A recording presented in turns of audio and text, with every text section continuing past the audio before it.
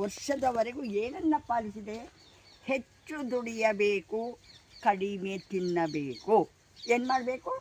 ಹೆಚ್ಚು ಶ್ರಮ ವಹಿಸಬೇಕು, ದುಡಿಯೋದು ಹೆಚ್ಚಾಗಬೇಕು, ತಿನ್ನೋದು ಕಡಿಮೆಯಾಗಬೇಕು. ಕಡಿಮೆ ತಿಂದಷ್ಟು ಆರೋಗ್ಯದಾಯಕ. ಎರಡನೇದು, ಹೆಚ್ಚು ನಗಬೇಕು, ಕಡಿಮೆ ಅಳಬೇಕು. ಹೆಚ್ಚು ಪ್ರೀತಿಸಬೇಕು, ಕಡಿಮೆ ದ್ವೇಷಿಸಬೇಕು. ಹೆಚ್ಚು ಆರೋಗ್ಯವಂತರಾಗಿರಬೇಕು, ಸೋಮಾರಿಗಳು ಆಗಿರಬಾರದು. ಶ್ರಮ ಜೀವನಕ್ಕೆ ಹೆಚ್ಚು ಮಹತ್ವ ಕೊಡಬೇಕು, ಸೋಮಾರಿತನವನ್ನು ಬಿಡಬೇಕು. ಈ ಎಲ್ಲ ಅಂಶಗಳನ್ನು 90 ವರ್ಷದವರೆಗೆ ಪಾಲಿಸ್ತಾ ಬಂದೆ. ಅದರ ಗುಟ್ಟು ಇದು, ನನ್ನ ಆಯಸ್ಸಿನ ಗುಟ್ಟು. ಯುವ ಜನಾಂಗ ಏನಿದ್ದೀರ, ಭಾರತದ ಬೆನ್ನೆಲುಬು. ನಿಮ್ಮನ್ನು ಅವಲಂಬಿಸಿದೆ ನಮ್ಮ ಭಾರತದ ಅವನತಿ ಉನ್ನತಿ ನಿಮ್ಮ ಕೈಯಲ್ಲಿದೆ. ಮೊದಲೇನಾಗಬೇಕು? ಎಲ್ಲ ಮಾಲಿನ್ಯ ಆಗೋದಕ್ಕೆ ಕಾರಣ ನಮ್ಮ ಮನಸ್ಸಿನ ಮಾಲಿನ್ಯ. ನಮ್ಮ ಮನಸ್ಸು ಹಸನಾಗಬೇಕು, ಎಲ್ಲವೂ ಸರಿ ಹೋಗುತ್ತೆ.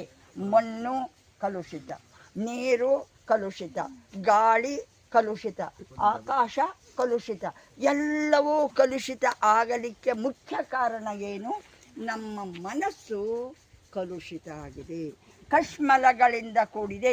ನಾವು PhD ಮಾಡ್ತೇವೆ, ಶೋಧನೆ ಮಾಡ್ತೇವೆ, ಸಂಶೋಧನೆ ಮಾಡ್ತೇವೆ, ಏನೆಲ್ಲ ಇಂಜಿನಿಯರಿಂಗ್ ವಿದ್ಯಾರ್ಥಿಗಳಿದ್ದೀರಾ, ನಿಮ್ಮ ಆಂತರ್ಯಕ್ಕೆ ಇಳಿದಿದ್ದೀರಾ? ನಿಮ್ಮ ಮನಸ್ಸಿನಲ್ಲಿ ಇರ್ತಕ್ಕಂಥ ಕಸ, ಕಡ್ಡಿ, ಕುಂದು ಕೊರತೆ, ದೋಷ, ದೌರ್ಬಲ್ಯಗಳೇನಿದೆ ಎಲ್ಲವನ್ನ ಮೆತ್ತಿ ನಿಂತಿದ್ದೀರಾ?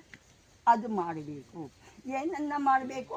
ಮನಸ್ಸಿನ ಸಂಶೋಧನೆ. ನಾನು ಹೇಗಿದ್ದೇನೆ, ನನ್ನ ಮನಸ್ಸು ಹೇಗಿದೆ?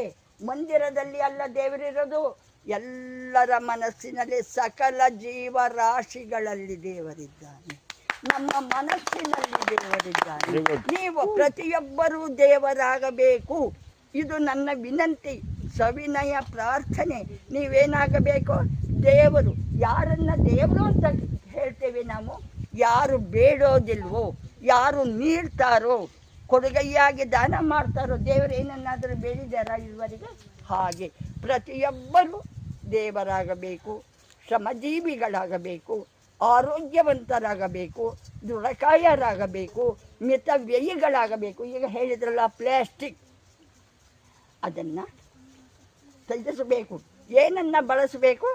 ಬಟ್ಟೆ ಬ್ಯಾಗುಗಳನ್ನು ಬಳಸಿ. ಪರಿಹಾರ ನಿಮ್ಮಲ್ಲಿಯೇ ಇದೆ. ಸಮಸ್ಯೆ ಸವಾಲುಗಳನ್ನು ದಿಟ್ಟತನದಿಂದ ಎದುರಿಸಿ ನೀವು ಜಗಜ್ಜಟ್ಟಿಗಳಾಗಬೇಕು. ಧನ್ಯವಾದಗಳು. ಕೆಲಸ ಮಾಡೋಣ.